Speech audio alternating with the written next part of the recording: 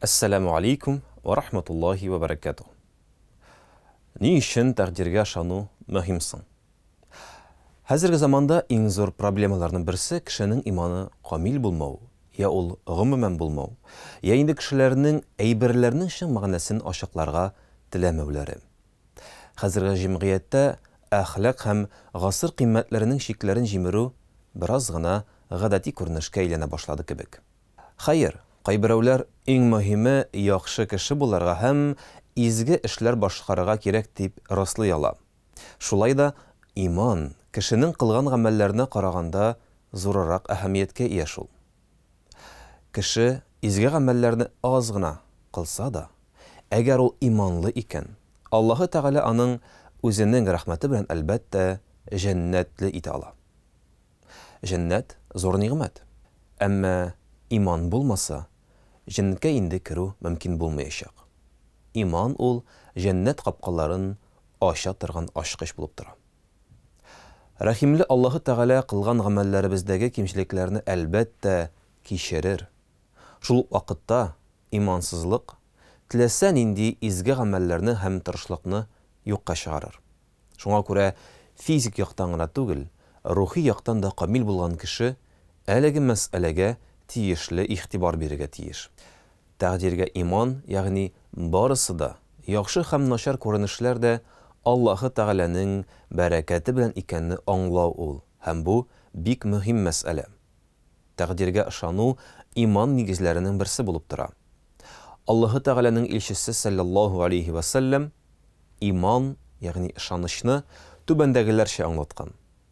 Иманның асылы синең Аллаһы Тәгаләгә, аның фәрештәләренә, аның язмаларына, ягъни китапларына, илчеләренә, ягъни пәйгамбәрләренә, кыямәт көненә ышануың ул. Һәм әлбәттә инде синең тәкъдирнең начарына да, яхшысына да Аллаһы Тәгаләдән икәненә ышану ул. Без аны гади итеп телебездә иман кәлимәләре дип атыйбыз. Һәм инде гарәпчә булайрак яңгырый. Аманту биллаһи ва малаикатиһи ва кутубиһи ва расулиһи ва яумил ахири вал қадри хайриһи ва шарриһи мин Аллаһ вал баъси баъдал маут. Әлбәттә, бу тема күп кеше өчен я чынбарлыкка туры килмәгән, я фантастик дәрәҗәдә акылга сыймаслык нәрсә булып тоела. Я алар бу мәсьәләгә карата ялгыш күз аллауга ия. Кеше үзенең язмышын үзгәртә аламы? Әгәр миңа гөнаһны кылу алдан билгеләнгән булса, минем гаебем нәрсәдә? Үз параңны очрату бу язмышмы, юкмы?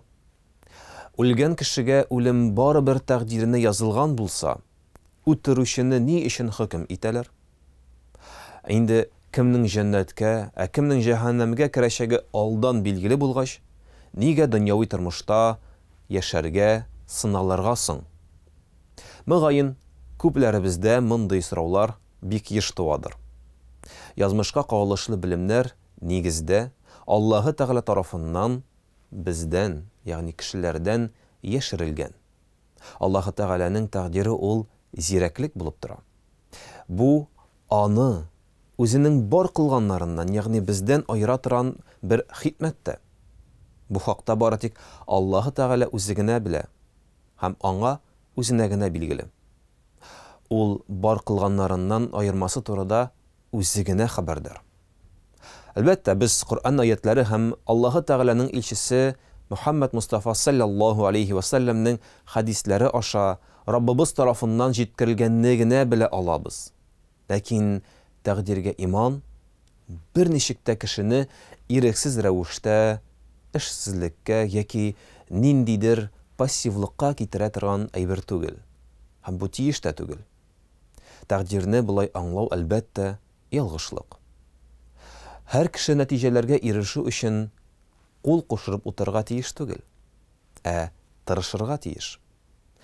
Менә без әлеге роликлар сериясын тәкъдир турындагы кирәкле белем алырга һәм булган белемнәрне тулыландырырга ярдәм итәр өчен дип багышладык. Аллаһы Тәгалә барыбызны да хакыйкать юлына бастырсын һәм бу эштә безгә ярдәм итсә иде. Бүгенгә менә шулар. Вассаламу алейкум ва рахматуллахи ва баракатуһ.